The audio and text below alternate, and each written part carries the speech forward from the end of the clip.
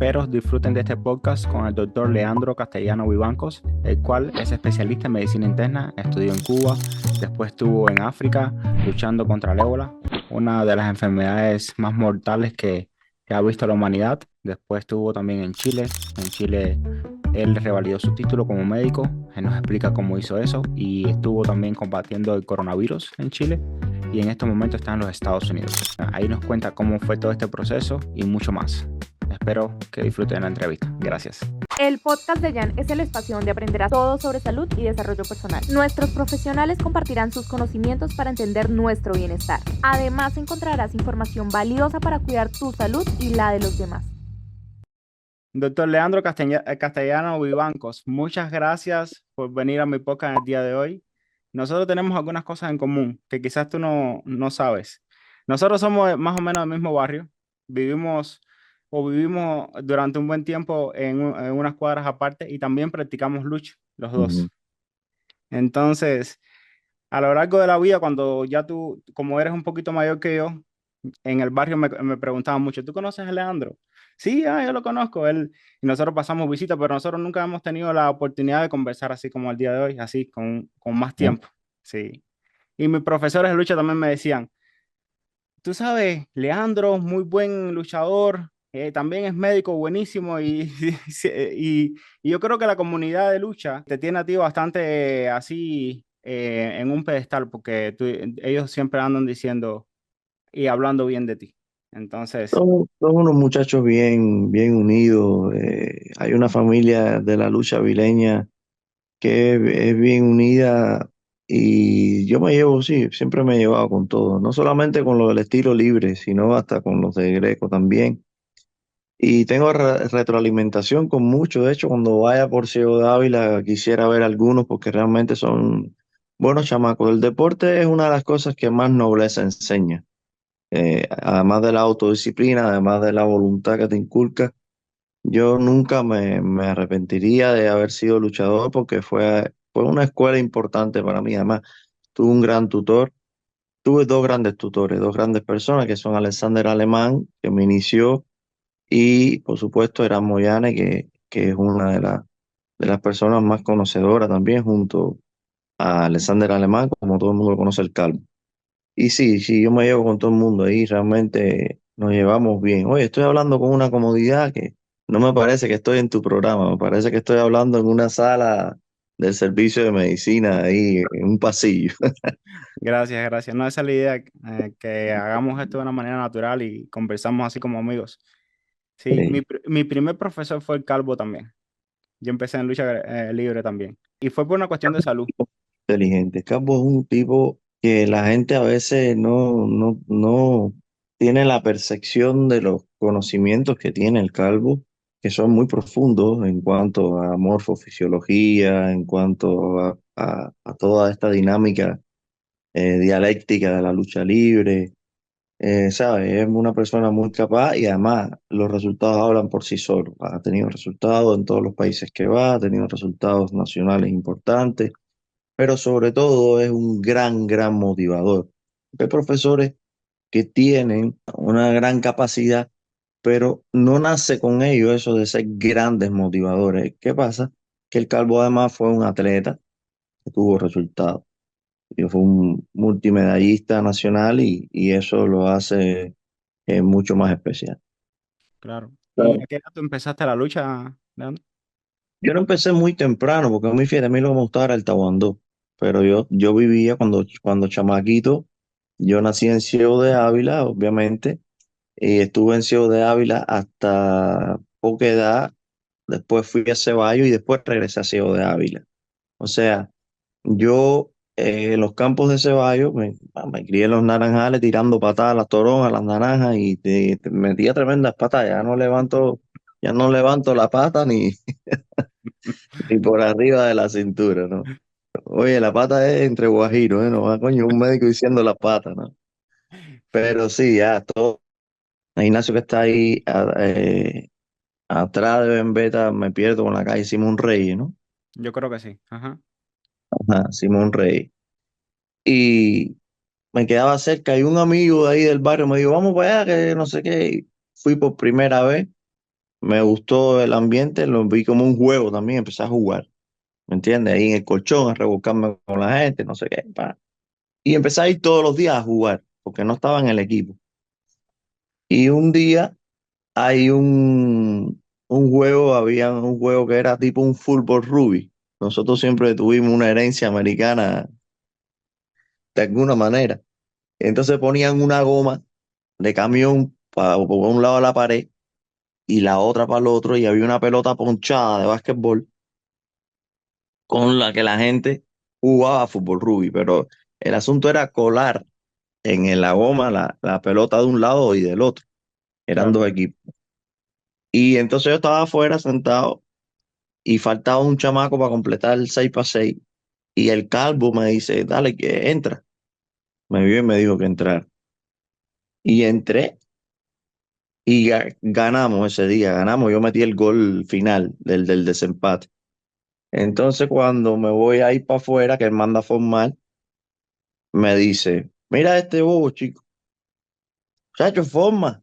Me dice, que formar. Y formé. Y ya, entonces él habló conmigo después, me dijo si yo quería entrenar lucha, no sé qué. Y sí, le dije que sí que quería. Y pues, sí, sinceramente, fui una gente que siempre tuve mucha fuerza natural. No tuve grandes resultados, como sí grandes atletas que tuvieron grandes resultados.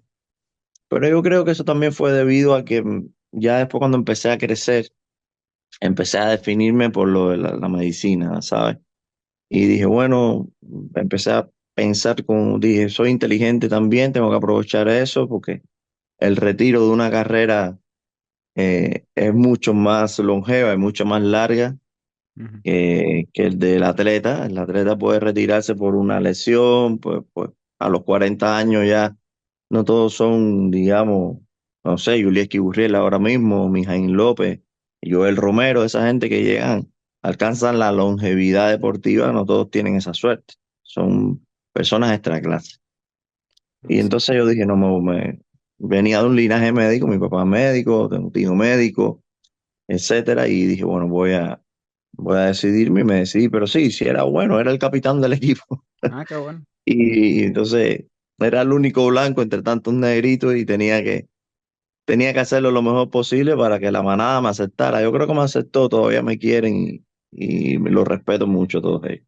Sí. Entonces tú después fuiste para la academia también.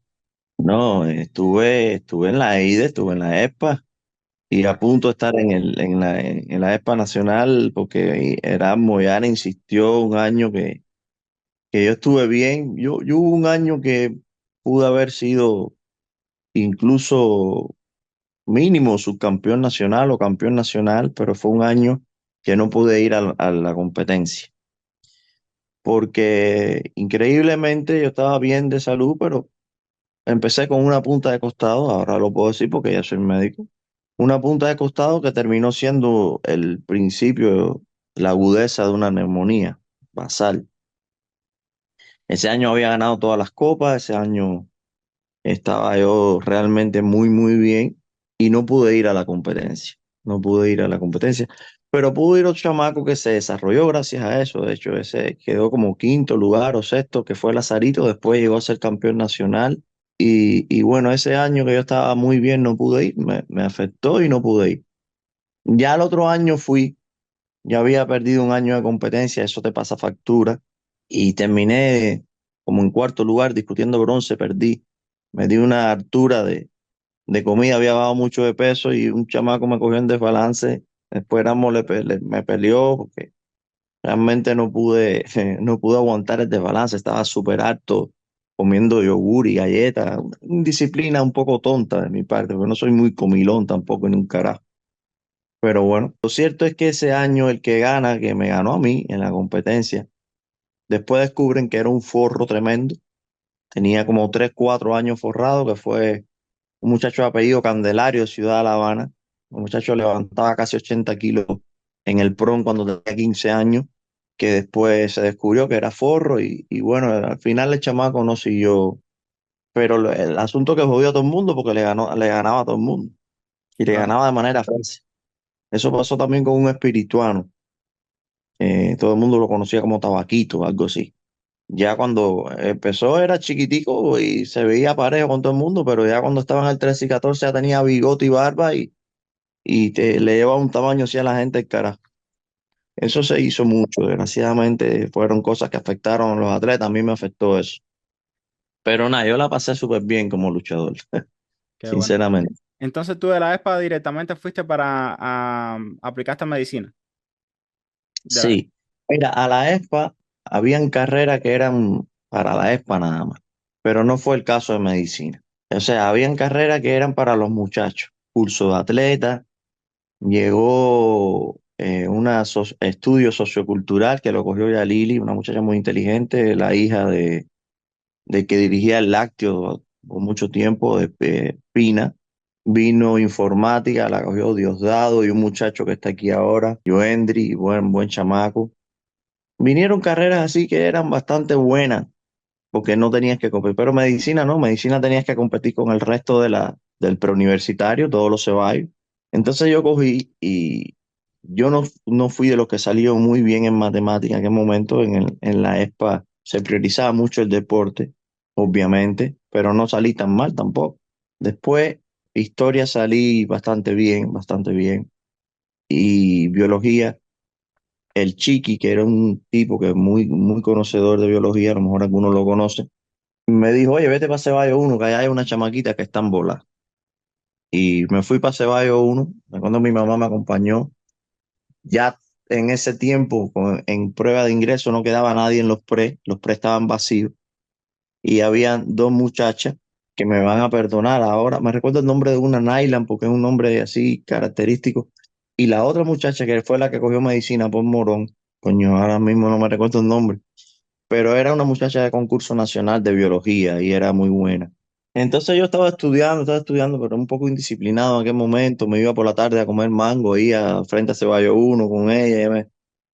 Ellas me daban chucho, me decían, este muchacho de mierda, mira, como no, posiblemente salga mejor que nosotros, porque yo lo que siempre fui un tipo de mucha memoria, ¿no? Quizás no tan inteligente como con mucha memoria y voluntarioso.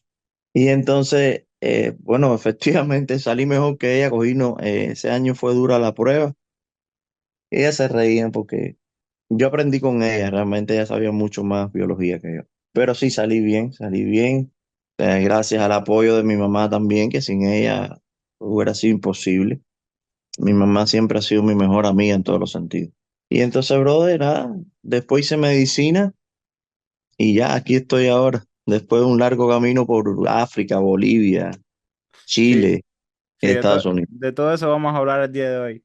Pero quería hacerte una pregunta, porque a mí me chocó un poco cuando yo también estaba en el deporte y cuando después voy para estudiar medicina, había muchos muchachos que venían de pre de ciencias exactas y todo eso, que tenían un nivel de actitud hacia el estudio diferente a la que yo llevaba. Es decir, eran muchachos Obviamente, más preparados, de cosas tan sencillas como mi ortografía, por ejemplo. Yo tenía faltas ortográficas y cositas así, o mi redacción no era la mejor. Y eso me chocó un poco, porque me di cuenta que habían personas que llevaban muchos años dedicadas solamente a estudiar, cuando uno en el deporte lo que está más es para estar entrenando la mayoría del tiempo.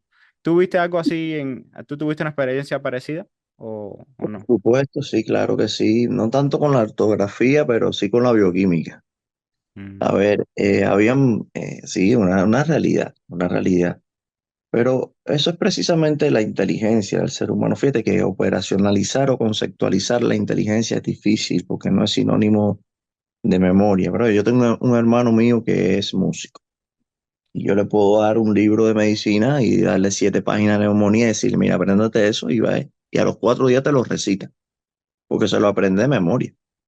mm, Entonces, la inteligencia es la capacidad que tiene un individuo de resolver lo antes no resuelto. Este es sinónimo de desenvolvimiento, es sinónimo de habilidades, ¿no? De enfrentarse a cosas nuevas y poder resolverlas. Y yo me estaba enfrentando a cosas que eran totalmente nuevas para mí, además con mucha más profundidad, y me chocó al principio la bioquímica, pero los profesores me fueron cogiendo aprecio porque se empezaron a dar cuenta que yo era un tipo que no tenía base, pero que sí tenía capacidad y mucha capacidad de aprendizaje. Y cuando empecé a adaptarme, pues todo empezó a fluir mejor. Yo empecé a fluir mejor después de tercer año en la carrera. Bueno, en segundo año en el mismo tercer año tuve un altercado con un extranjero que me sancionaron a mí. A él le dijeron que se portara bien y a mí me sancionaron.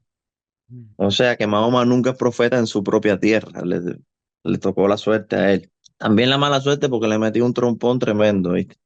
Pero la realidad fue que sí, que al principio en bioquímica y quizás otras asignaturas, no que salí mal, fíjate, yo terminé mi primer año con 4,60 y algo por ahí, 4,50 y tanto.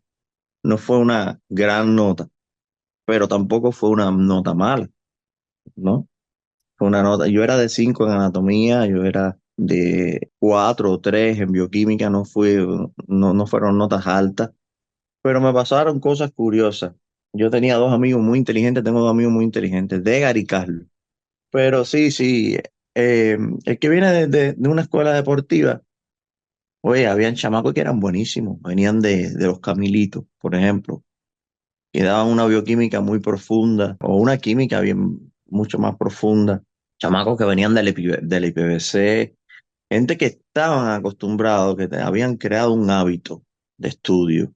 Y aunque a mí desde la ESPA siempre me decían que era como, mis profesores me decían que era como un animal diferente, en el sentido de que yo me recuerdo, nos mandaron a hacer una vez un estudio, a interpretar un libro no sé si era algo de Goya, no recuerdo ahora, pero sé que me metí una semana con una pasión leyéndome aquel libro que lo debatí de una manera bastante magistral, me recuerdo, estando en la ESPA, fíjate. Y o sea que yo me di cuenta que yo podía cuando me le ponía interés a algo, ¿entiendes? Y eso también es gracias al deporte, esa voluntad. Oye, no era fácil bajar, desde que tú tuvieras una semana para bajar 10 kilos de peso. Esas son cosas que se ven en el deporte y nadie sabe, son sacrificios grandes. Y entonces nada, así fue pero sí, el primer año me sentía mal en el sentido de que tenía que acostumbrarme a un horario, por ejemplo. Eso yo nunca lo viví estando en la ESPA, de la gente estar revisando cuando tenían un seminario, cuando tenían tal o tal cual conferencia. Entonces tenía que irme retroalimentando, enterándome así, hasta que fui cogiendo esa cultura que no la tiene el atleta. Y Exacto. entonces era una adaptación doble para mí y para Ah, todo el que lo hizo. algo también que yo viví o me di cuenta, y cuéntame si a ti te pasó o en tu experiencia, porque también somos de años diferentes, quizás la cultura eran diferentes, pero cuando yo empecé, cuando me fui del mundo de deporte, la atmósfera en la clase era diferente. Por ejemplo, los atletas no les importaba si tú salías mejor que ellos en las clases o tenías una mejor nota que ellos, pero sí me di cuenta después que habían estudiantes en la carrera de medicina y eso, que a veces tú veías que había una competencia. Decían, no, yo quiero, este muchacho salió mejor que yo, tengo que hacer algo para que no salga mejor que yo. Sin embargo, en el mundo deportivo no. Si tú salías bien, tus compañeros te decían, oye, compadre, qué bueno que saliste bien, ¿qué tengo que hacer? O para la próxima prueba, dime qué tengo que hacer yo para salir bien. No había ese nivel de competencia en el aula. Sí, sí, sí. En el deporte tú competías con el del peso tuyo nada más. Ajá. Era tu rival hasta el día de la competencia. Después que pasaba la competencia ya no era tu rival, era el tipo con el que ibas a jugar al taquito, era el tipo con el que hacías tus travesuras, se iba a buscar mandarinas, no sé, el Ajá. mismo que se eliminaba contigo. Pero ya en el mundo profesional, la competencia es mucho más feroz que la de 5 minutos cayéndose a estrellones. Yo lo digo así, ¿no? Aunque yo tuve muy buenos amigos y tengo buenos amigos. Pero ahí es donde tú te das cuenta que tú compites con todos y fundamentalmente después también aprendes a competir contigo mismo, ¿no? Llega el momento que empiezas a competir con las personas y después empiezas a competir con uno mismo. Y esa fue la transformación que yo tuve cuando en el tercer año de la carrera de medicina. Pero sí, sí, es diferente. Hay mucha más nobleza decía Martí, con los pobres de la tierra quiero yo mi suerte echar, ¿no? Y aunque se dicen que no hay diferentes clases en Cuba, yo sí creo que hay diferentes niveles en la sociedad. Aunque parezca que no, hay su pequeña diferencia. No al extremo quizás de otros lugares donde es mucha más marcada. La marca, Claro. obviamente, el capital, el dinero, y eso es legítimo en las sociedades capitalistas. Pero nada, también ciencias médicas fue una experiencia también muy, muy bonita, sin lugar a dudas. Y te hace crecer, te hace empoderarte. Y después seguir, porque la vida de eso se trata. La vida se trata de no rendirse, porque el miedo solamente habita en el cerebro. El miedo te hace daño a ti mismo, no le hace daño a nadie, te frena, te paraliza. Y a veces, cuando tú te montas o te tiras del paracaídas, te das cuenta que es el momento del susto ese. Y siempre, siempre se te van a cerrar puertas, Claro. pero siempre también se te van a abrir. Lo que pasa que las oportunidades dependen a veces hasta de la persona que te atendió, de cómo estaba, de todo. Es multicausal, de decirlo de alguna manera. Entonces, no multicasual. Yo no creo mucho en la casualidad, pero sí en las causas de las cosas. Claro. Entonces, uno no se puede rendir, tiene que seguir. Entonces, Leandro, te quería preguntar, una vez que tú terminaste tu carrera en medicina, ¿qué fue lo que te motivó a tomar medicina interna? Porque tengo entendido que tú te especializaste en medicina interna. ¿Cómo Sí. fue eso? Mira, eso fue también ya te digo, todo ha sido un proceso, no lo he tenido fácil. Yo creo que nací con esa cruz de no tener las cosas fáciles y luchar por ellas. A lo mejor por eso entré en la lucha, insisto. Paradójicamente, ese año, en mi año de graduación, que fue en el 2010, no vino medicina interna. Y digo paradójicamente porque siempre venían carreras de medicina interna porque es lo que no quiere hacer nadie. Claro, Porque es más guardia, es más dura, es un claustro de profesores que era exigente, era difícil. Todo el mundo sabe que pasar la medicina interna, al menos en Ciudad de Ávila, era casi prácticamente graduarse, porque era la parte más gruesa. Tú no rotas en ninguna otra especialidad 6 meses propedéutica y 6 meses medicina. Solamente eso se da en el tercer año y es claro. necesario, de hecho. Entonces, ese año yo tuve que pedir geriatría, que de hecho me dio un poco de pena con una muchacha de Morón que pedía geriatría, porque yo no quería geriatría y ella sí, pero yo tenía buena nota Mm. porque empecé a hacer exámenes de premio, empecé a hacer cosas y bueno, ya no pudo coger la especialidad Claro. y entonces yo cogí geriatría, empecé con la doctora Belki, que es una señora especial, muy, muy buena, muy profesional además. Pero yo le hablé bien claro a ella desde un principio que ella me lo agradeció. Yo le dije, yo no quiero geriatría, doctora. Yo trataré de hacer las cosas lo mejor posible, lo más correcto, pero mi sueño es la medicina interna, era lo que me gustaba. Y entonces yo empecé a hacer todos los trámites para que el ministro de Salud me aprobara cambiar la especialidad. Eso duró cerca de unos 6, 7 meses, y mientras yo estuve en el servicio de medicina interna, pero con la doctora Belki, que era la geriatra, la única geriatra. Después llegó Novoa, más adelante.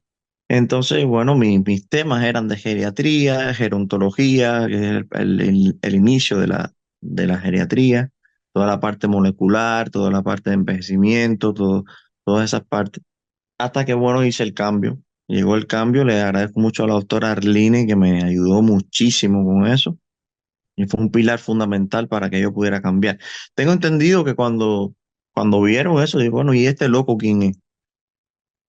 Porque ya te digo, la gente lo que quiere hacerlo es al revés, salir de medicina interna para ir para una dermatología, endocrinología, gastroenterología, cosas más cortas y con menos trabajo, por supuesto.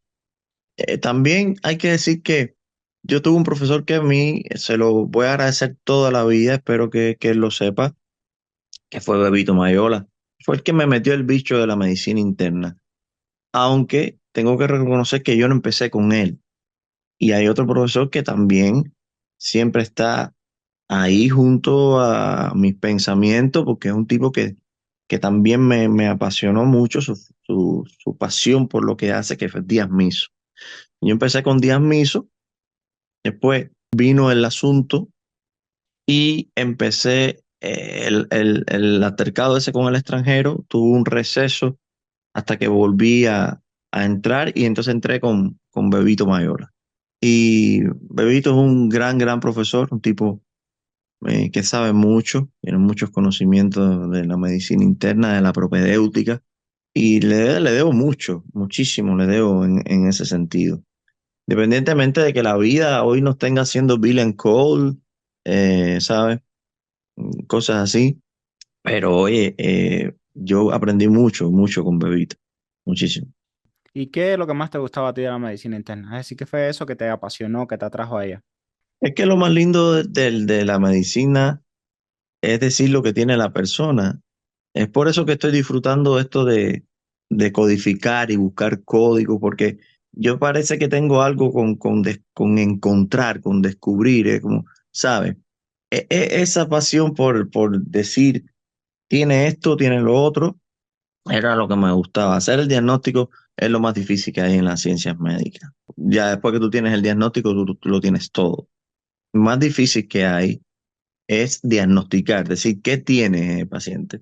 Ahora estamos llenos de pruebas, no métodos diagnósticos, gold estándar de casi todas las enfermedades, y a la gente le es fácil quizás poder diagnosticar si piensan en ello desde un inicio. Porque si no lo piensa, puedes tenerlo todo, pero quien no sabe lo que busca no entiende lo que encuentra. Eso es Claro. una realidad. Está descrita hace mucho tiempo, lo dijo Claude Bernajón. Y eso pasa en estos países, por eso también la gente se quejan a veces de los galenos de estos países desarrollados, porque van perdiendo esa calidad de hacer rapport, de interrogar. Es una cuestión de sistema. Pero sí, lo que me llevó a la medicina interna fue eso, que cuando empecé a ver lo bonito que es la medicina interna es la especialidad más linda que hay, con el perdón de todas las demás, con el perdón de todas las demás, porque no hay una persona que no le guste la medicina interna, o si no te gusta la medicina interna, no te gusta la carrera de medicina. Claro. Tú puedes ser que no te guste como especialidad porque es dura, porque haces turno, porque eres mujer, porque quieres tener hijos, no sé qué. Ok, eso es comprensible, pero si no te gusta la medicina interna, no te gusta, no te gusta la carrera, porque es que de ahí sale todo. Claro. A mí me gustó Ujú. mucho la parte de semiología y propedéutica. ¿Qué peso tú le das a esta semiología en el arte del diagnóstico y su peso en la medicina interna como tal? ¿Y puedes explicar un poquito más? Es una pregunta muy interesante, que es una pregunta que hay que valorar incluso en Cuba también. La semiología médica tiene una importancia vital, pero considero que también debe tener alguna reestructuración. Tiene una importancia vital la parte, fíjate que el libro de Yanio se llama Semiología y Fisiopatología. Ujú. Es semiología y fisiopatología. Esta parte de la fisiopatología es sumamente importante, importantísima, pero hay cosas que se debieran pensar y estructurar, porque a veces el muchacho puede perder tiempo haciendo una maniobra de páncreas, ¿no? Puede perder tiempo porque tú no vas a diagnosticar nunca un tumor de la cabeza del páncreas haciéndole un Glenar, haciéndole, ¿sabes? Una maniobra de... No. Es difícil, un órgano retroperitoneal que, que tiene exámenes que son gold estándar para diagnosticar esas cosas. El escáner, etcétera. La CPRE, no sé. Se debe quizás acortar un tilín, quitando cosas que no son tan sustanciales y dándole espacio quizás a otras cosas que son mucho más importantes en la actualidad. porque hay que ser contemporáneo en la vida y hay que ir pensando en eso. Entonces esas cosas más importantes pudieran ser la propia farmacología, ¿ok? No sé, laboratorio. Hay que darle peso a eso, hay que darle peso a eso y, y no que no desaparezca la semiología. Yo no estoy diciendo eso porque sería un error, pero sí decir, señores, vamos a quitar del programa esto y esto, o simplemente vamos a dejar el mismo tiempo, pero darle más peso entonces a otras cosas, o acortar el programa de semiología y en el mismo año aumentar el de medicina interna, por ponerte un ejemplo. Yo creo que por ahí sería mucho mejor. Por ejemplo, yo di clase en Chile, que también es una locura lo que hace, pero tú sabes cuántas semanas son de propedéutica y semiología. 6, 6 semanas. No quiere decir que los médicos chilenos no salgan preparados. Yo entiendo que darle peso a la semiología en Cuba tiene que ver incluso con la infraestructura. Y es lo que también hasta cierto punto le da al médico cubano un arsenal propio, ¿no? Pero tenemos que ir acercándonos a lo moderno de alguna manera y todo empieza con el pensamiento y fortaleciendo más la medicina interna y quitando cosas que están obsoletas, que forman más parte ya de la cultura médica. Pero tú no vas a estudiar cultura de la medicina, tú quieres hacerte médico. Forma mucho más parte de la cultura médica que de la utilidad, ¿sabes? Entonces, no puede ser. Quizás hay que decirle a los muchachos, vamos a tener 2 semanas de rotación por, no sé, por la emergencia, o vamos a tener 2 semanas o 3 semanas de rotación y irlo vinculando de alguna manera, dejando la semiología, dejando la propedéutica, las cosas fundamentales, lo que vale, lo que tiene peso, y tratar de quitar lo que no, porque no se pierda tiempo en eso. Y que los profesores hagan conciencia con eso, que no le estén preguntando a un muchacho, hágame la maniobra de tal de páncreas.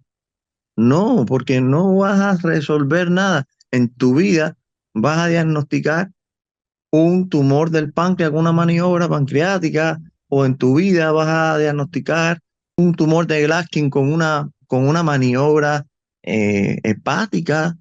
No, no es así, es la realidad. Lo vas a diagnosticar porque el tipo bajó de peso, porque tiene un síndrome consuntivo general, ajá, y tiene astenia, anorexia y todo lo que nosotros sabemos, y tiene íctero y todo lo demás. Y entonces lo sospechaste, pero no vas a llegar directamente. Entonces hay que pensar en eso, porque es perder el tiempo, es dejar de fortalecerse y es atrasarse. Y lo importante es que la medicina cubana siga fuerte. Yo sí considero que hay muchos muy buenos profesionales, buenísimos profesionales en Cuba, como en el mundo también los hay.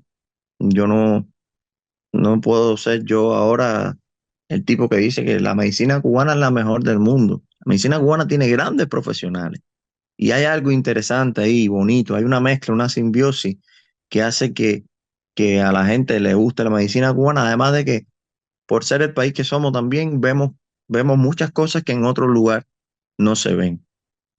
Y Mm. eso también te aporta. Ahí nacimos, ahí crecimos. Eso también te aporta. Pero no, hay que mantenerse pila con esto e ir modificando esas cosas que están un poco obsoletas. No perderlas, que estén ahí, que tú las puedas desempolvar y mirarlas y verlas y leerlas. Ok, pero a ver, ¿qué vamos a quitar? Vamos a quitar esto y esto, porque realmente esto no me aporta nada. Lo mencionamos, lo decimos, por si a alguien del rebaño le interesa ser diferente, le interesa ser superior, le interesa un día hacerse médico y semiólogo y internista y no sé qué, pero no perder mucho tiempo en eso. Reforzar sí la fisiopatología, reforzar la medicina interna, la farmacología, reforzar que el muchacho choque con los medios diagnósticos que haya, que aprenda de ello, porque eso al final es el futuro y nadie puede negar el futuro. Y para resumir, ¿qué libro tú crees de semiología es el mejor para aprender? No, Yanio, estoy considerando que Yanio es un gran libro. Hay libros de semiología por el mundo entero. El GOI, por ejemplo, es el libro de semiología en Chile. Hay otros libros muy buenos de semiología, los libros de semiología argentina. Los libros todos son buenos, todos te dan una enseñanza, depende del gusto también de la persona. A mí me gustaban los libros de autores cubanos, no te puedo decir que no. Roca es un muy buen libro. Quizás no tiene esa profundidad que se necesita, pero es un libro muy organizado. El que domina el Roca sabe medicina interna. Pero bueno, yo creo que sí, que si la pregunta es cuál, sería Yanio. Pero hay que reformularlo, hay que reeditarlo, hay que cambiar las antiguas enseñanzas y fortalecer al gremio médico de Cuba con enseñanzas mucho más modernas, realmente. ¿Qué tan desactualizado para ti está el Roca y el Yanio? No, eso depende los libros se desactualizan por los años, ¿no? Depende de las revisiones que se hagan. Yo creo que ahí hay un claustro de profesores serios, importantes, prestigiosos, que además tienen roce internacional. Los autores del Roca tienen roce internacional y yo te voy a decir algo. Yo, dentro de los profesores que me enseñó a mí, cuando yo empecé en tercer año, Díaz Miso y el profesor Rolando Rodríguez, que en paz descanse, era un tipo súper genial, un tipo que sabía mucho de medicina interna, que llegó casi con 70 años a los Estados Unidos y trabajó como MD acá en Estados Unidos. O sea, logró hacerse MD acá en los Estados Unidos. Entonces, yo confío plenamente en el conocimiento del médico cubano, eso no tengo duda en cuanto a eso. Pero desactualizado, bueno, eso depende de las ediciones, ¿no? Si tú tienes una edición que tiene 6, 7, 8 años, en términos de edición, ya es una edición desactualizada. Aunque todos sabemos que cuando tú revisas un libro, lo que cambian a veces son cosas de una enfermedad X, algún que otro tratamiento novedoso o algo que salió, pero bueno, forma parte de la actualización. No es posible ya leer, digamos, un libro de 20 años atrás, quizás, o 30, ¿no? Y ahí sería un error de tu parte. Tú tienes que ir, por lo menos, lo más cerca posible de la última edición, si no tuvieras la última. Pero no, yo creo que en Cuba hay un conjunto de profesores que deben estar encargándose, o al menos los que vayan saliendo tienen que pensar con seriedad eso, porque es lo que ayudaría al médico cubano. Hoy hay una apertura un poquito con el asunto del Internet. Ya hay muchachos que pueden hacer revisiones en Internet dentro de los hospitales. Yo creo que La Habana tiene mayor cobertura que otras provincias. Ojalá siguieran fortaleciendo eso. Pero, pero sí, yo creo que hay que seguir pensando en futuro siempre. Y a ti como clínico que has estado en diferentes continentes y tienes una experiencia ya mayor, has tratado diferentes tipos de patologías, ¿cuál es el libro de medicina interna que más te gusta a ti para consultar, así como para leer más frecuentemente? Todos. Porque es que tú no, a veces encuentras, no sé, por ponerte un ejemplo, encuentras en tensopatía mejor en un libro que en otro, pero en ese otro no estaban bien las entesopatías y te encontraste una revisión de enfermedades autoinmunes súper buena o así. Entonces hay que revisarlos todos. Tú puedes tener una preferencia por la manera de edición, por uno o por otro, pero la realidad es que cuando tú haces una tesis, por ejemplo, tú tienes que revisar varias bibliografías porque tú encuentras de todo algo. Entonces, eso de decir, este es el mejor libro, yo creo que es una tontera de nuestros tiempos quizás, porque no hay un libro mejor que otro. Todos se complementan de alguna manera y todos son buenos. Claro, pero digamos que tú tienes poco tiempo, porque tú sabes que a veces el factor tiempo es importante en la vida del profesional, y te encontraste algo que quieres revisar. ¿Cuál sería el primero en que tú piensas decir, voy a revisar primero aquí y después, si puedo, tengo tiempo, reviso en otro? Última edición del Harrison. Ok, última edición de Harrison. Y después, si puedes, el Cecil, el Farrera, el Después Roca, Roca. después Roca. Sí, sinceramente. Y Leandro, ¿cuándo fue que tú te graduaste de tu carrera en medicina y cuándo fue que te hiciste clínico? Yo hice en 4 años pues recuerda que empecé geriatría. Ujú. Entonces, me gradué de clínico en el 2014. Ya, Me gradué en el 2010 y como internista en el 2014. perfecto. ¿Y cómo fue ese proceso? Porque yo recuerdo en ese momento yo era estudiante y recuerdo que tú te fuiste para el ébola. Y eso Sí, fue algo bastante, así que todos comentábamos, Leandro se fue para el ébola. Recuerdo que había muchas personas que, muchos de nosotros teníamos miedo porque no sabíamos a qué se iban a enfrentar ustedes en el ébola. ¿Me puedes sí. comentar cuál fue es decir, Todos, tu todos raciocinio? tuvimos temor, todos tuvimos temor, pero ya cuando entramos en el IPK, que empezaron a hablar de aquello. A ver, mira, hay que ser sincero, uno va motivado por dos razones. En mi caso, por lo desconocido, por la experiencia, por viajar y después por la motivación económica, porque ¿para qué estar con cuestiones, no? Entonces, entre esas cosas, la primera, viajar y conocer otras cosas. Esa fue mi primera motivación. Ir como miembro de la OMS y tener una experiencia como esa, no, no todos la pueden tener. Para mí es algo especial. Yo soy de los que critico vivir en el pasado. A mí no me gusta vivir en el pasado, me gusta avanzar.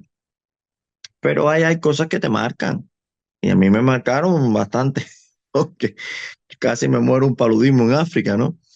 Pero la realidad es que sí, eso fue lo que más me motivó.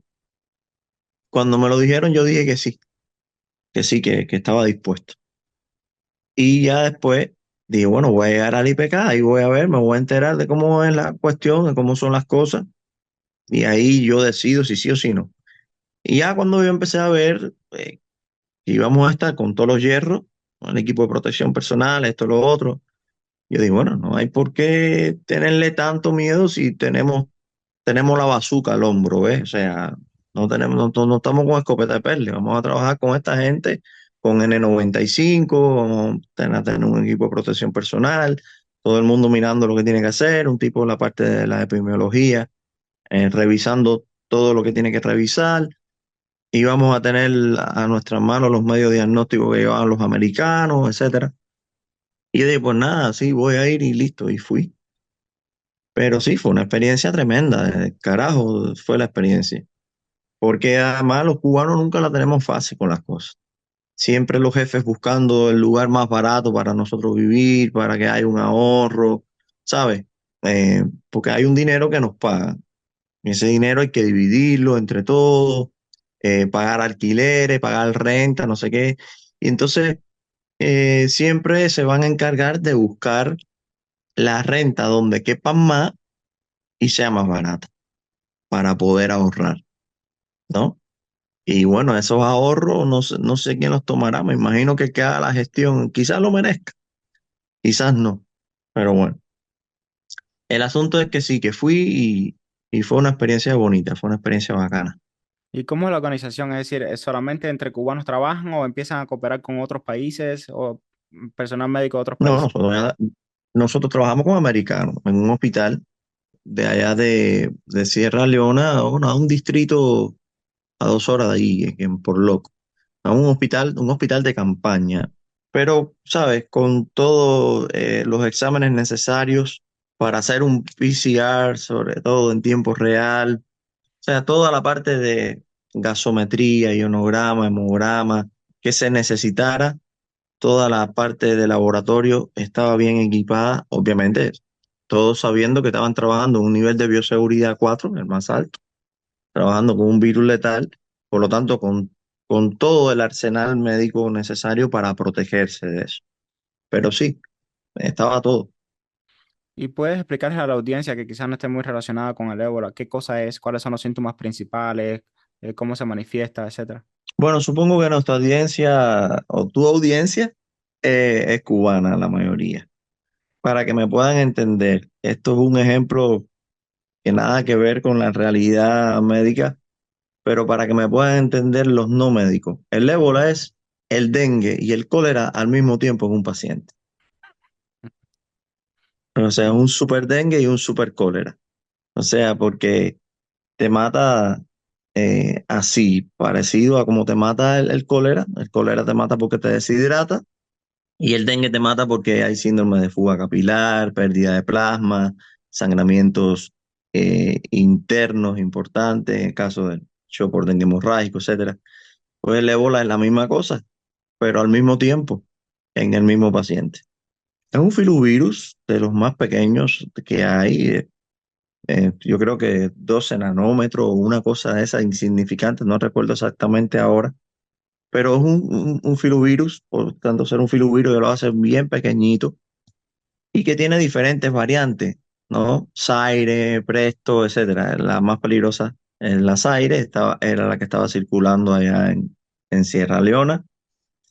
Y hay una cadena de una epidemiología importante que parte de un murciélago que es un murciélago frugífero que come frutas y ese murciélago es comido por otros animales, incluyendo el mono. El mono puede ser consumido por algunas tribus en Sierra Leona, tribus entre comillas, por algunas personas que tienen esas culturas y por ahí vienen los tiros desde el punto de vista epidemiológico, teoría del ébola. Siempre con los virus hay ideas que algunas son paranoias, otras no tanto, porque se experimenta mucho en tecnología biomolecular con la creación de virus. ¿Ok? Un virus realmente es una proteína insertada en otra, como una vacuna. O sea, una vacuna es un virus que se le inserta a ese ADN diferentes proteínas para atenuarlo de alguna manera y entonces crear anticuerpos, pero que no te mate, ¿no? Claro. Entonces, ahí mismo los pobladores decían que un laboratorio ruso había creado aquello, que no sé qué, pero bueno, en lo que está en la literatura, que el murciélago es el reservorio natural y a partir de ahí se contamina todo el mundo, una enfermedad de contacto, una letalidad de un 90%. Ah, Pero ellos tienen costumbres muy raras y entonces en el cadáver, por ejemplo, que es cuando más virus hay, ellos tienen sus rituales de enterramiento propios, porque ellos cogen agua, le echan al cadáver para limpiar su espíritu, esa agua la recogen y se la echan arriba a los niños, a los viejos y a todo el mundo. Entonces, imagínate, eso es una locura, ¿no? Y ellos no tenían ninguna percepción del riesgo tampoco. Así que ahí había más carteles de el ébola es real que de Coca-Cola, por ponerte un ejemplo, ¿no? Es increíble.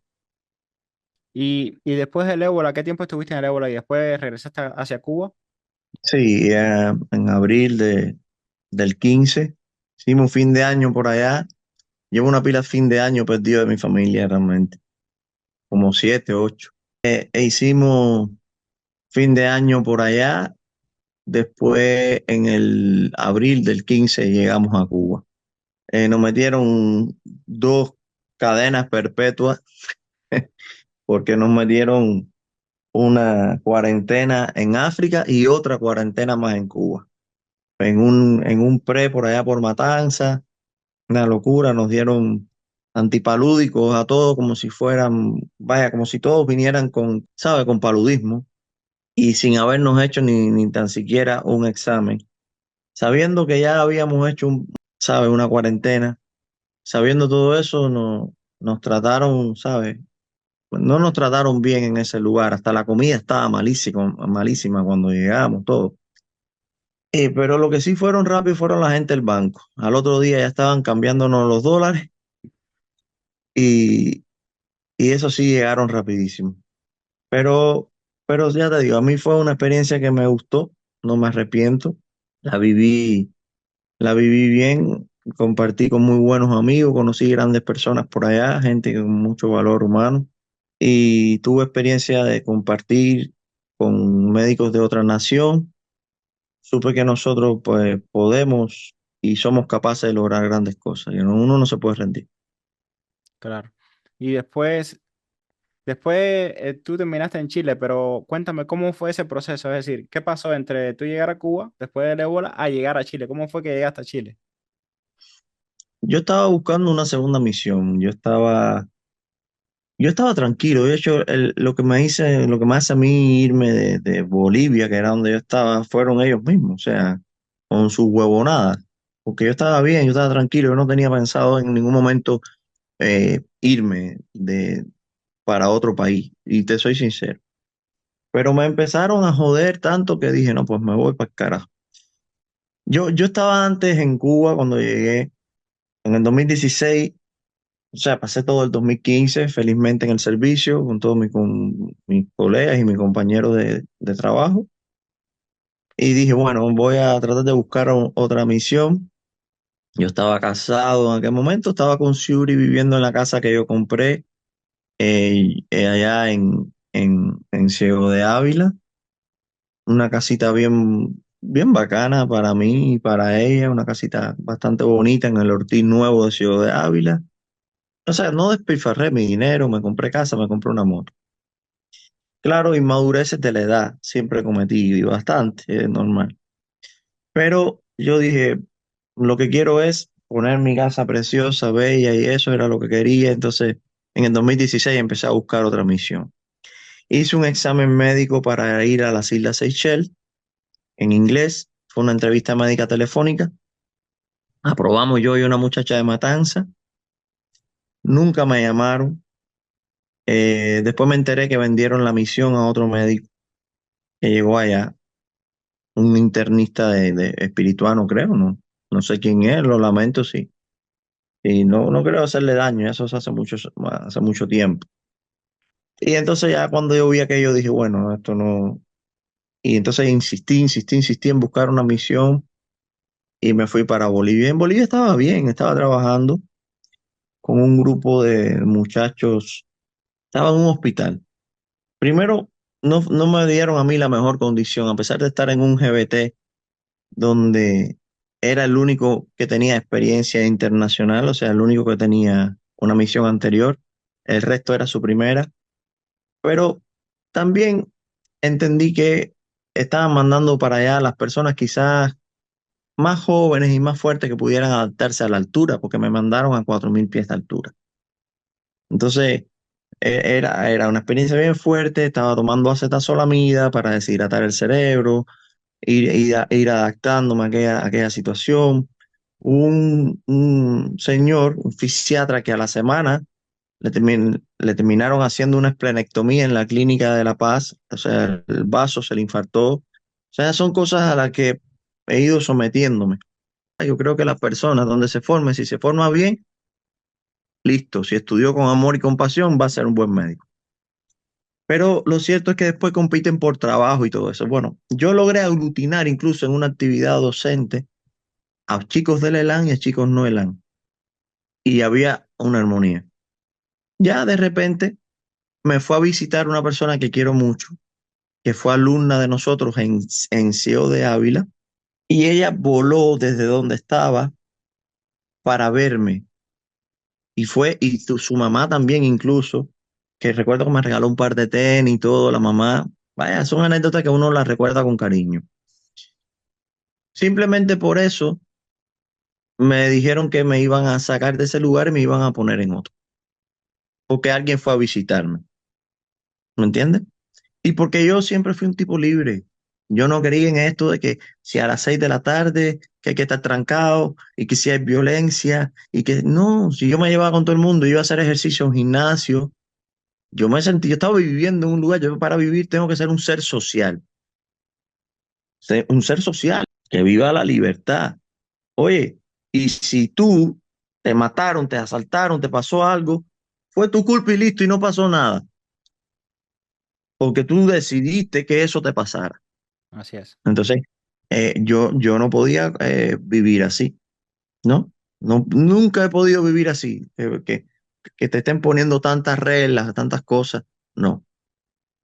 Claro. Entonces, nada, ya cuando me empezaron a decir, no, te vamos, yo le dije, pero yo estoy feliz acá, yo estoy trabajando en un hospital aquí, aquí la gente me quiere, los médicos ya graduados, no solamente los alumnos, los médicos que no eran ELAN y que estaban en contra de Evo Moral.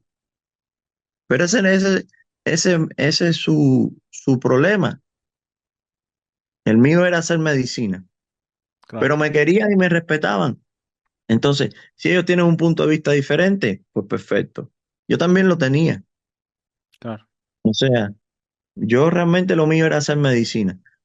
Entonces me empezaron a respetar. Yo me recuerdo que se llenaba aquello de muchachos. E iban de otra sala, ahí mismo en el hospital, a los pases de visita. claro. Yo entiendo mucho por qué a los muchachos les gustaban tus pases de visita. A mí también me gustaban los tuyos. Cuando yo participé, no participé en muchos, pero cuando yo estaba en tus pases de visita me gustaba. Porque tú le dabas también un poquito más de contexto a los asuntos. No simplemente hacías, no enumerabas causas o cosas, sino explicabas un poquito más de historia, de por qué de las cosas, y eso me gustaba mucho también. Entonces después te fuiste para Chile. ¿Y por qué escogiste Chile? Chile tiene frontera con Bolivia, número uno. Ok, Era una decisión geográfica al mismo tiempo, ¿no? Tenía la ventaja del español y había frontera con Bolivia. Yo creo que esa por ahí fue la decisión. Además de que también era el país económicamente más estable en toda la América, mucho más que Brasil, de hecho. Yo creo que por ahí fueron las cosas. ya. Y entonces ahí al final lograste practicar medicina. ¿Cómo fue ese proceso? ¿Cómo fue que te enteraste? ¿Qué tuviste que hacer para practicar medicina en Chile? Revalidar. No, no fue fácil porque yo estaba solo en aquel país, no quiera que sea. Llegué solo, ¿ves? Sin familia, sin amistades, pocos cubanos que fui conociendo por allá. Entonces, en el asunto de la vida, que tú conoces bien ya cómo es, la vida no es una foto de Facebook ni una sonrisa. La vida tiene momentos tristes, momentos duros, que hay que decir, bueno, es la vida, hay que pasarlo, hay que enfrentarlo. Y en todo ese proceso fui estudiando por mí mismo, no hice curso, no hice nada. Recibí ayuda de algunos amigos que me mandaron información médica y fui estudiando, haciendo exámenes y estudiando. Y hasta que me presenté al EUNACON, que es el examen de reválida ya, un examen difícil también, son muchas preguntas. La diferencia en español, pero la misma medicina. La medicina es una en el mundo entero en realidad. Cambia el concepto de algunas cosas, pero la base está ahí, evidentemente. El ser humano es uno, eso no va a cambiar nunca. Entonces, nada, hice entre vender arroz con gris con un amigo, hacer cosas como pudiera vender mi casa en Cuba, perderlo todo en Cuba. Yo tuve que vender mi casa, hasta la casa de mi mamá, por supuesto, pero mi casa, la que era mi casa, tuve que venderla para poder entonces coger ese dinero y poder vivir y poder estudiar un poco. O sea, que me la jugué al canelo. Yo dije, o apruebo de una o apruebo. Pues este país no es así, este país es mucho más caro y hay que trabajar igual y hay que hacer más cosas. Pero así fue en Chile. Hice una con de una, gracias a Dios lo di, lo pasé. Sé que hubo muchos que llevaban hasta mucho más intentos, muchachos que tuvimos por allá por Ciego de Ávila, también de tu año algunos, que estaban por Chile, que ya habían intentado 3, 4 veces hacerle una combo, que ya te digo, yo tuve un poco de suerte también quizás, ¿ves? Fue una prueba difícil. Pero bueno, la hice, aprobé y ya empecé a trabajar después como médico. Antes estaba dándole clase a muchachos en una universidad. Y además hacerte una pregunta, por ejemplo, tú llegas ahí a Chile y tienes que presentar tu título de médico, tus notas, tienes que certificarla en Cuba. ¿Cómo fue esa parte legal, vamos a decir? Para tú poder presentarte al examen. Claro, es diferente acá, porque por ejemplo, yo en estos países latinoamericanos tú tienes que tener el título apostillado y legalizado por el MINREX, por el Ministerio de Relaciones Exteriores. Yo tenía a mi mamá en ese asunto en Cuba. Ella fue la que se encargó de hacer el trabajo con todos mis documentos y mis papeles, contratando abogados y haciendo lo que había que hacer. Pero lo que pasa es que yo me adelanté. Yo ya estando en Bolivia le dije, mami, legaliza mis títulos. Y entonces yo estando en la misión, ella empezó a hacer los trámites. Y ya como a la semana o 2 semanas de decirle eso, fue que yo partí y me fui. Pero ya se había iniciado toda la tramitación. Porque tuve miedo a que me jodieran en ese sentido. Entonces fue una victoria tras de otra. Me recuerdo cuando me llamaron y me dijeron que ya se habían hecho los títulos, que a lo mejor, fíjate, a lo mejor esos miedos son miedos legítimos por las cosas a que nos acostumbramos en Cuba, pero a lo mejor no pasaba nada. Pero bueno, yo lo hice así y así resultó. Ya después lo apostillé en Chile, en el consulado, puso sello chileno, no sé qué, y ya después era presentar esos documentos. Yo presenté cédula chilena, los títulos, y cuando presenté todo lo que ellos necesitaba que yo presentara, ya obtuve la fecha para hacer el examen. Se hizo el examen escrito, después vienen los prácticos, que son modalidad ECOE en la Universidad Católica de Chile. Se hacen exámenes en cirugía, en ginecología, medicina interna y pediatría. Modalidad de COE, o sea, uno va saliendo de una oficina a otra, a otra, a otra, a otra, a otra, a otra, hasta que terminas el examen con especialistas adentro, con muñecos simuladores, con todo lo que necesitas, en fin, y así fue Entonces, como. es un examen práctico y teórico, las dos cosas. Es un examen teórico de casi 200 preguntas, el famoso EUNACON, examen único de conocimientos médicos nacionales, así se llaman sus siglas. Y después los ECOE, que se hacen en la Universidad Católica o en la Universidad de Chile. Y ya, eso fue todo. Y ahí entonces, ya después que tienes tu certificado, te registran en la Superintendencia de Salud como médico de ese país. O sea, yo soy médico en ese país. Pero ese examen te valida para ser médico o médico internista, o las dos No, cosas. para hacerte médico.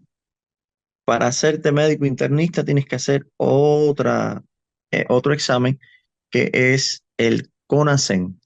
El CONASEN. Yo nunca lo llegué a hacer, el CONASEN, porque en primer lugar ya estaba trabajando como internista en salas de medicina interna con mi examen de reválida. Ya ellos sabían que yo era internista cubano y que tenía entonces aprobado el examen de una con. Ya empecé a trabajar como internista, ¿ves? No tuve necesidad, no sentí la presión de hacer el CONASEM porque estaba contratado en un tremendísimo hospital allá en Chile y también estaba apoyando en aquel momento a la mamá de mi niña que estaba tratando de hacer su CONASEM de su especialidad. Ella intentó 3 veces hacerlo y bueno, yo no intenté ninguna. No creo ya, pues yo estoy aquí en Estados Unidos, ¿eh? Pero, pero sí, Chile también fue un buen background, sin duda. Y ahí en Chile, ¿cómo fue? Es decir, ¿cuánto pagan a los médicos más o menos como un aproximado? Depende, no, el lugar donde más pagan la medicina puede ser que sea acá en Estados Unidos. Lo que pasa es que no es, Chile es muy buen país, porque la matemática no está en lo que tú ganas. La matemática está, ¿qué haces con lo que tú ganas? ¿Y qué te queda después que pagas Todo. toda tu vida, ¿no? Todo tu auto, tu renta, tu comida, ¿no? Entonces yo oscilaba en $4.500, que son 4,5 millones de pesos chilenos, pero yo vivía en una casa que tenía un garage para 4 autos, 2 salas, 3 baños, un patio enorme con una terraza enorme, con unos cuartos de laundry grandísimos, con piscina temperada, para $1.000 de renta. Wow. Exacto. O sea, esa casa acá son 6.000 o $5.000, de 5.000 a $6.000 de renta. Entonces, en ese sentido, Chile es un buen país. ¿Me entiendes? Porque el dinero tiene valor, tiene valor. Y entonces, pero bueno, ¿qué pasó? Yo me decidí de Chile porque Era lejos para todo, intenté llevar a mi madre 2 veces, nunca se pudo. Le puse carta de invitación, le mandé su dinerito para que tuviera su cuenta de banco. O sea, todos los requisitos que pedían, todo lo hice al pie de la letra. Ella fue como 7 veces a La Habana. Siempre le dijeron que todo estaba bien, que sí, que en cualquier momento la llamaban, y nunca la llamaron. Estando ya yo aquí, que eso es algo miserable de ese país, estando ya aquí en Estados Unidos, me llegó un correo diciéndome que ella no cumplía las expectativas. O sea, y yo, bueno, ¿de qué expectativa me hablan? Si yo estaba de médico allá, entonces, de los mejores salarios del país, la minería, los abogados, los médicos, ¿no? Entonces, eso fue una de las cosas que me hizo decidirme por venir acá, además de la lejanía, además de que era un país frío, muy frío. Y bueno, Utah es frío también donde tú estás, ¿no? Pero Aquí allá en la está. temporada de invierno dura bastante. Y sí, eso fue. Y bueno, decidí venir para acá y vivir acá, en los Estados Unidos. Claro. Y estos 4.500 dólares que tú ganabas, ¿lo ganabas porque tú estabas trabajando como internista? Es decir, no eras internista, no hiciste el examen, pero sí estabas trabajando como internista. ¿Cuánto Y sería como... Ujú. yo tenía 2 contratos en el mismo contrato, o sea, dos 22 horas, como se dice, 22 horas semanales, 22 horas en sala de medicina interna y 22 horas en otra sala, que después me fui completamente para la sala de medicina interna y ahí se sumaron entonces los turnos médicos, etcétera, etcétera. Pero si, por ejemplo, si ahora hay alguien que no está viendo, que es de Cuba, que dice, bueno, me puedo ir para Chile y está en Chile trabajando o quiere hacer ese examen, ¿cuánto de manera realista tú crees que es la expectativa de ese salario inicial acabado de hacer los exámenes? Depende de dónde esté, porque mira, Chile, eso pasa en todos los lugares del mundo, hay lugares en Estados Unidos que pagan más que en otros. Por ejemplo, yo vivía en un lugar que pagaba un poco más porque era una región minera. Era la parte del desierto de Atacama, un área desértica, claro, con ciudad, ¿no? Pero como decir Las Vegas, no a ese punto de belleza, pero a lo que me refiero, a la zona desértica. Bueno, ese lugar pagaban más. Depende de la función y depende del lugar donde esté. Puede iniciar con $2.000, 2.500, pero ya te digo, eso allá te da perfectamente para vivir. Con 500 te rentas un departamento, posiblemente de 2 cuartos y 2 baños. Un buen departamento, también con piscinas y con cosas. Con 500 o $600 tú te rentas en un buen departamento. Que eso no existe acá. O sea, un departamento de 2 baños y 2 cuartos acá en Miami es $2.500. ¿Me Sí, entiendes? sí, sí, sí. Aquí en Utah es un Y poco más al barato, pero... final, sí, al final es el mismo departamento. Mm, Al final es el mismo departamento. Y así funciona. sí, sí, sí. Pero esto es muy importante porque hay muchos médicos que están en Cuba que a veces piensan viajar a otro lugar y ven pocas opciones. Es decir, tú sabes, la mayoría van para España o vienen para Estados Unidos. Y hay muchos en Estados Unidos que dicen, bueno, a lo mejor prefiero en vez de irme para otro país, mira, Chile ya es otra alternativa. Ujú. Sin duda que lo es. Sin duda que lo es. Es un buen país sin duda. ¿Y cómo tú ves la diferencia? Por ejemplo, estuviste en Chile, estuviste en África y en Cuba. La diferencia entre esos tres, vamos a decir, esos tres regiones, desde el punto de vista de la salud pública, por ejemplo. Cuba tiene una organización de su sistema de salud que no es mala, pero que está deteriorada porque hay mucha desmotivación. O sea, la estructura no es mala. O sea, la atención primaria, la estructura, lo que sí, lo que está mal es, bueno, que no haya lo que se necesita. Ya yo no sé si es culpa de acá, de allá, de acullá. Yo no voy a entrar en eso. Voy a hablar de la realidad. La realidad es que en un consultorio no hay ni una pesa, ¿no? Entonces yo no voy a entrar en que si es culpa de Mascual o Mascual, porque ellos tienen un embargo por este país, pero ellos negocian con el mundo entero.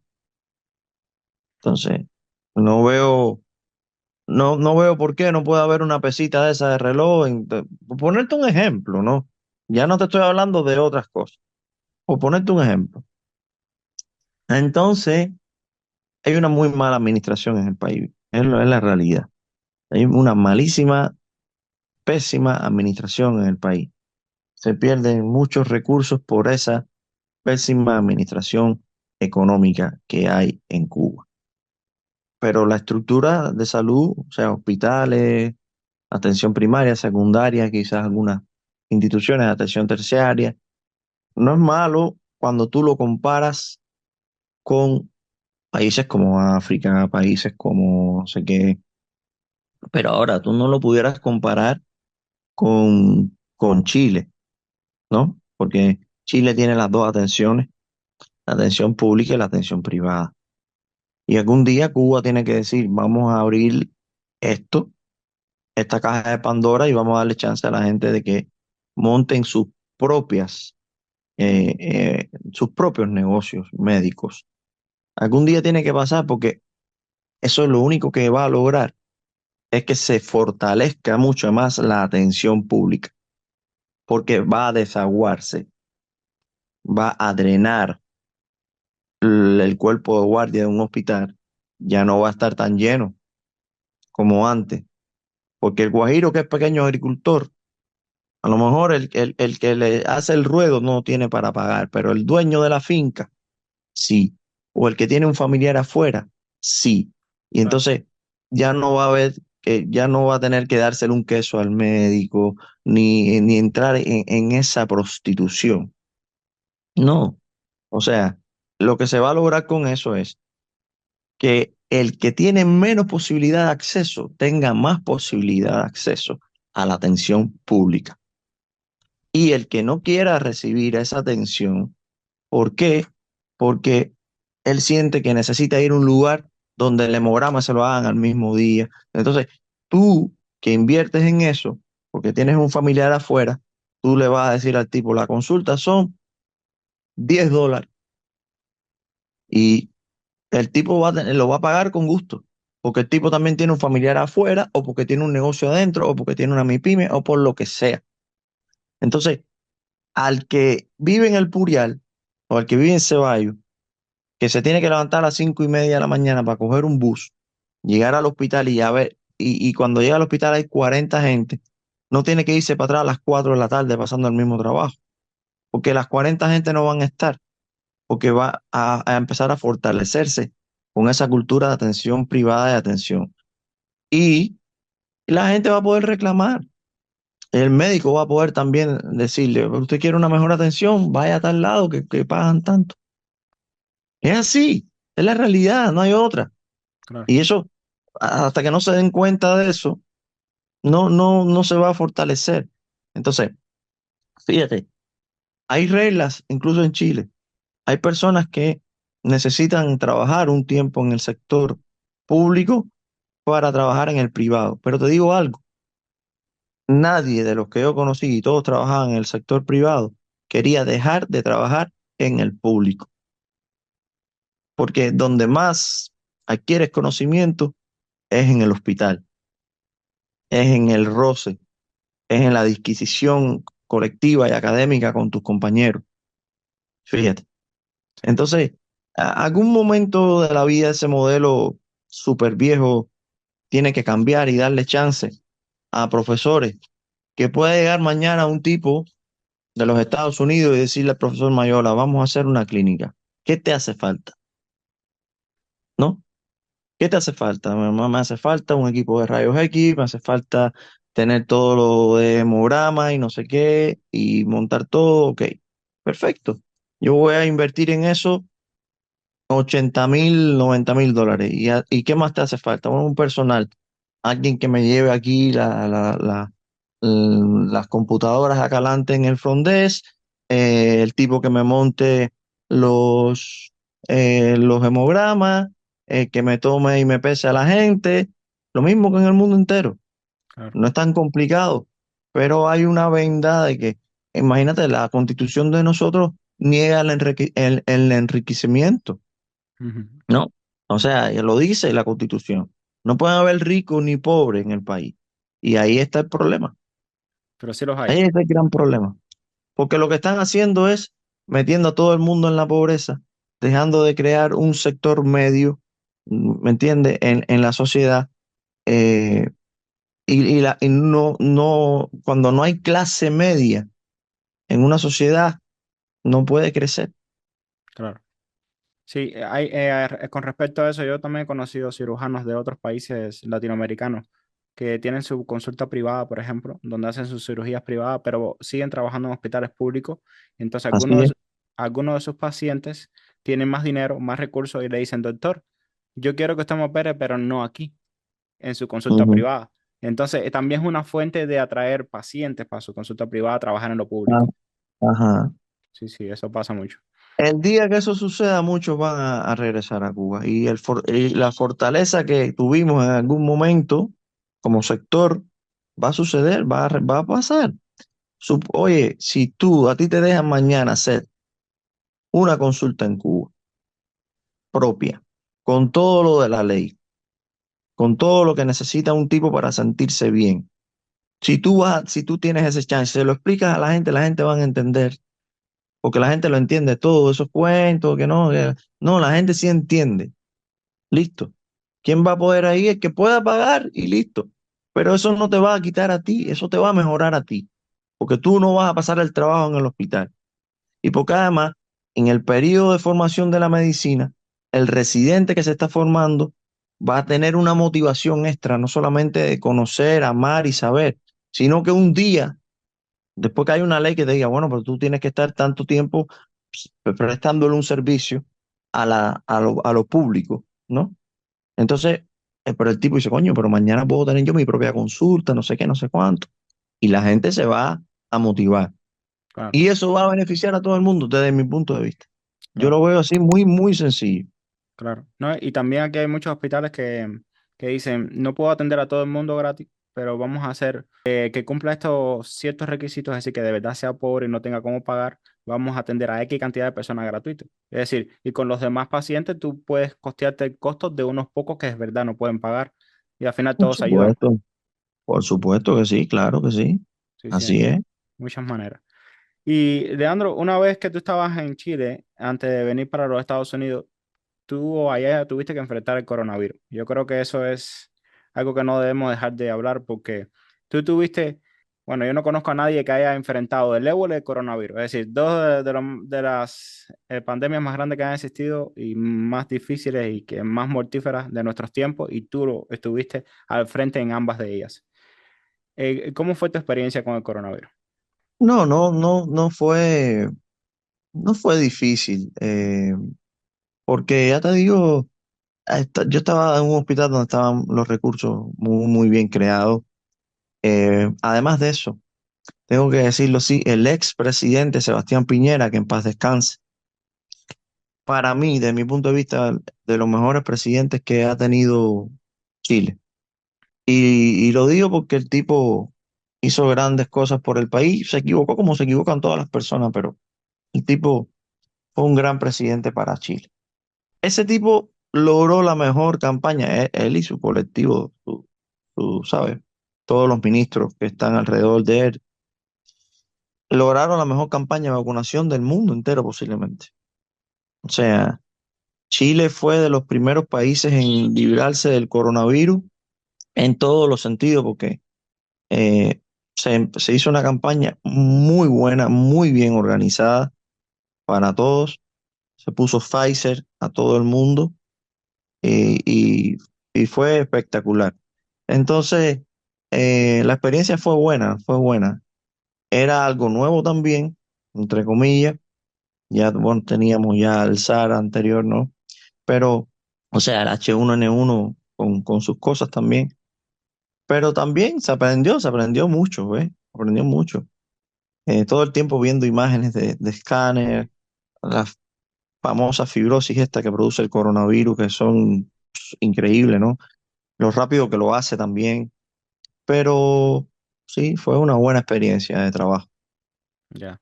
¿Y cuándo fue que tú viniste para acá, para los Estados Unidos?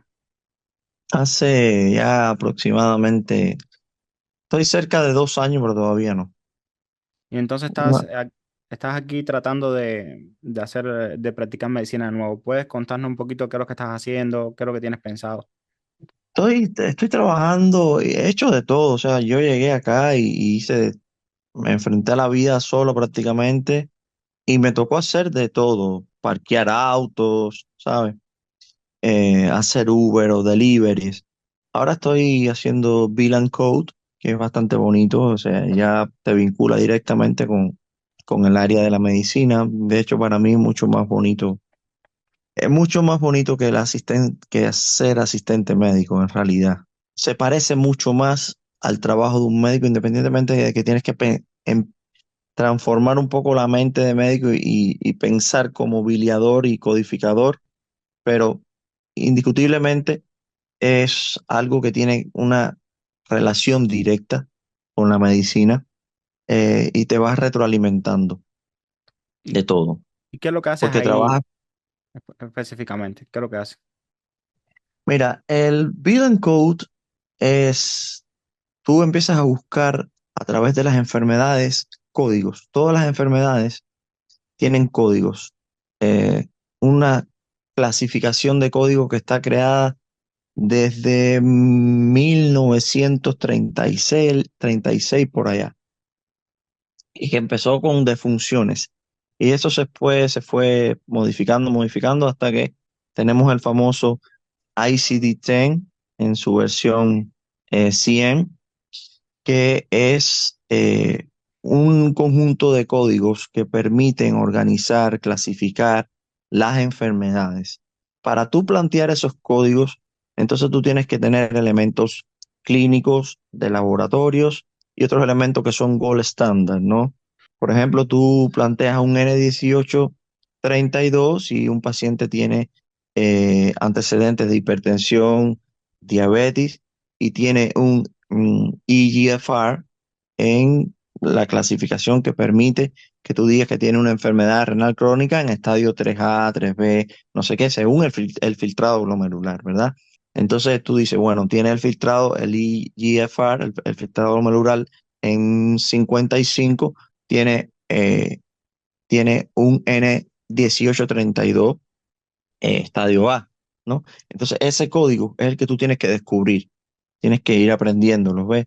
Tiene un F1320 porque tiene una dependencia ansiolítico, tiene un F33.0 porque tiene una depresión mayor, lo que tú conoces, ¿no? O sea, en ese sistema uno va buscando, discriminando, encontrando esos códigos y proponiéndoselos a un conjunto de doctores o médicos. Mire, doctor, por favor, porque pues, tú todavía no eres doctor acá, ¿no? Pero evidentemente el hecho de ser médico internista te da una visión más amplia que el que estudió Bill and Code sin ser médico, ¿no? Claro. Entonces ahí tú lo que le haces es la propuesta al doctor. Doctor, mire, le proponemos, considere poner este código en el assessment o en su problem and list porque el paciente tiene esto y esto. Él te dice sí o te dice no. Pero ya tú ves que la función tuya es como la de un médico, porque tú estás viendo un paciente en la red, que del sistema de salud, por supuesto, que tienes acceso a sus exámenes, a su laboratorio, o sea, a sus escáneres, a lo que dicen, a lo que además describen, y tienes acceso a todo eso. Entonces, buscando, tú encuentras código. O a veces quitas, anulas. O sea, tú no, lo va a hacer el médico. Pero tú le propones, mire, este código no está validado por esto y esto. Por favor, considere retirarlo. Listo. Ah. Es decir, que el doctor ve al paciente, él hace un diagnóstico, vamos a decir, inicial, y después tú estás encargado de revisar lo que hizo el doctor y sugerirle que Y de lo que añada o llegó, que quita. y de lo que llegó al laboratorio y ajá, porque a veces el doctor no ha visto los laboratorios, pues tú haces un pre-check, se hace pre-check y se hace post-check. Tú haces un pre-chequeo antes de la consulta. O sea, por eso es que lo más difícil aquí, Giancarlo, es lograrse hacerse médico, pero una vez que tú lo haces, hay tantas personas que trabajan para ti que el trabajo está muy fácil, Ujú, ¿entiendes? claro. Es así, así funciona.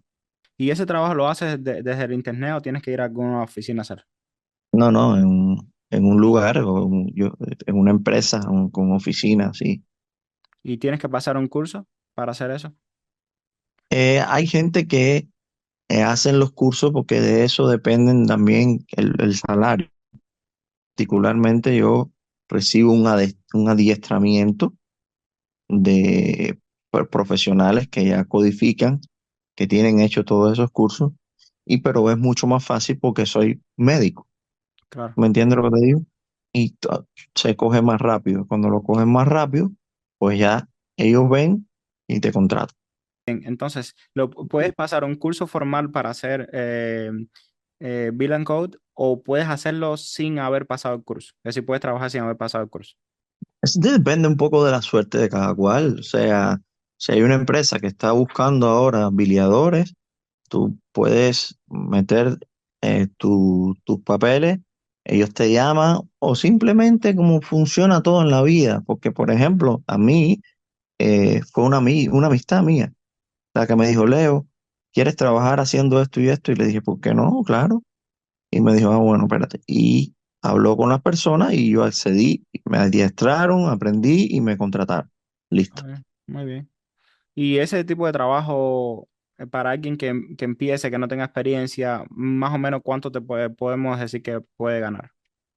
Eso depende, porque en los primeros 3 meses te pagan no mucho, después te empiezan a subir y uno puede llegar, en dependencia de los cursos que haga, de las preparaciones que haga, a, no sé, ganar, no es mi caso, pero puedes ganar 25, 30, 35 la hora quizás. Está muy bueno. Sí. Sí. Paga mejor que como medical assistant que habíamos hablado, en muchos casos. Ajá. Entonces tu objetivo es hacer eso mientras te preparas para hacer los exámenes, los steps. Por problemas de conexión no pudimos continuar, pero no se preocupen, pronto tendremos la segunda parte. Estén atentos al podcast de Jan y suscríbanse para no perdérselo. Nos vemos en la próxima. Hola, hola, Giancarlo por aquí de nuevo. Espero hayan disfrutado del podcast con el doctor Leandro Castellanos Vivancos. Si desean a alguien más en particular, por favor déjenmelo en los comentarios. Y si desean no perderse un capítulo de mi podcast, yo voy a dejar en la descripción del video el enlace para un grupo de WhatsApp que yo tengo, donde si ustedes se unen a ese grupo de WhatsApp, cada vez que haya una nueva entrevista o un nuevo capítulo del podcast, yo le voy a mandar el enlace a su WhatsApp. De esa manera no se pierden ninguno. Muchas gracias. Que tengan un buen día.